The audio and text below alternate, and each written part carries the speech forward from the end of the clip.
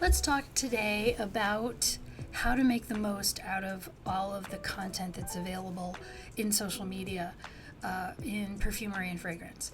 First of all, there are tons of creators on here, and they all have their special niche. And I would recommend following as many of them as you handle in your account to watch on a regular basis because they all bring something different to the table. There are super enthusiastic reviewers who just love everything and the world's fantastic, and those people are great for kind of hyping up your love of the art. There are people who are a little more serious and spend a lot of time diving into individual scents. They'll talk a lot about the notes, they'll talk a lot about the perfumer. Sometimes they'll weave a story for you about how a scent makes them feel, which is really kind of nice because it puts a fragrance in a time and a place, and you can resonate with that or not. There are snarky reviewers who tend to have a cheekier touch to what they talk about. I love those. I'm Gen X, so I have a black crusty heart to start with, so the snark is always welcome.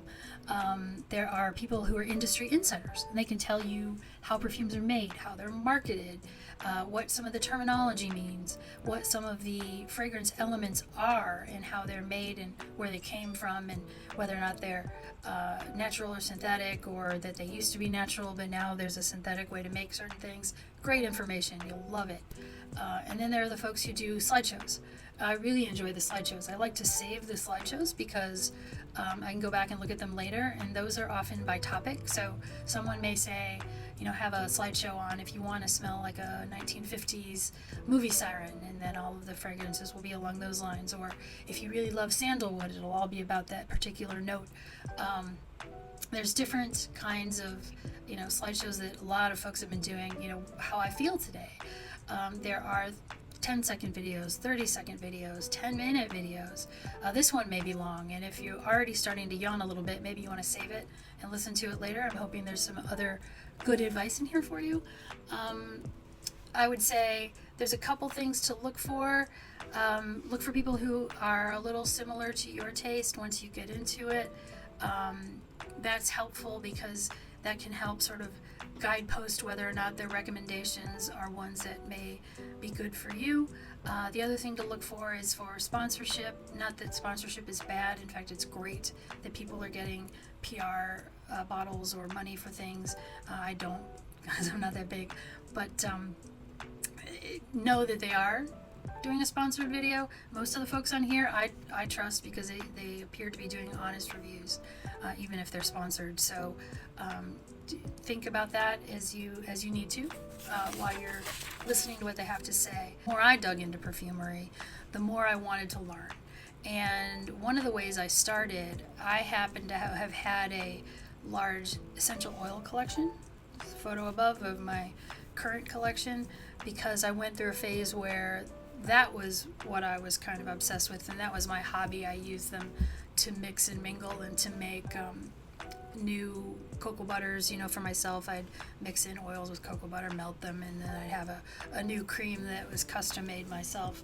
But I'm going to show you a few of them and give you some idea. I don't know, you may have some of these kinds of things from your past. I mean, a lot of these are quite old because that was probably my 40s I was doing that. I've got this, little thing of vetiver. This I referenced a lot in the beginning because a lot of fragrances had vetiver. This is a much larger sample of coriander seed. The other thing that's interesting is that I can tell by some of the ones that are really tiny that these are probably very expensive fragrances, which is why I have the little tiny ones. This one is a Egyptian neroli. I'm sorry, just neroli. I have Egyptian chamomile as well, and that one is another little tiny one. Here it is. So you can kind of tell from the size of the bottle, or if you've purchased it recently, the cost of the bottle, sort of how much these fragrance oils are worth or cost on the market. So knowing that helps you to understand the expense of perfumes a little more, which is kind of fun. The other thing you can do is I have recently received a Train Your Nose kit from the company Cirrus. So put it up here. You can see if you want to pause it that, it's backwards, but I haven't figured out how to flip the screen. You can see it's got a number of different scents in here, and it's also got a notebook and a way to sort of really directions, things like that, on how to change how to train your nose to smell certain things. It's got a material observation workbook, 100 scent strips, one 3.5 milliliter bottle of each of the following materials, and then it's got all kinds of things like bergamot, hedione, isoe super, norlimbinol, and broxin. So all kinds of things I've been wondering about, and I'm really looking forward to trying them. Galbanum, can't identify. Labdanum, I currently can't identify. So ambret seed. So this is the kind of thing that you can pick up online. This one by the company Cirrus was like $125. There are ones that are meant for serious perfumery students, and those can be very, very expensive. So choose what works for you. Or, like I said, you can buy the individual fragrances from essential oil places. I have also Googled at times, what does ambroxan smell like, something like that. That's not quite the same as getting your nose onto it. Take a class. There are online classes. I'm going to go ahead and do this scent kit with a friend, so we'll work through it together, which will be kind of fun. I thought I'd talk a little bit too, about my taste, because you are following, at least listening to my video. So are you interested in some of the same things that I am? I love a good gourmand. It's great to smell like a cupcake every once in a while. I like to wear them when I go to bed because it's a relaxing way to fall asleep. But when I need a scent for work or for every day, I generally don't go gourmand. It's not that you can't be taken seriously with a gourmand scent, but in business, I prefer not to have my male coworkers think I smell like a cupcake. So I will often go with clean, fresh, citrusy scents, or more incense type scents when I am at work for the day.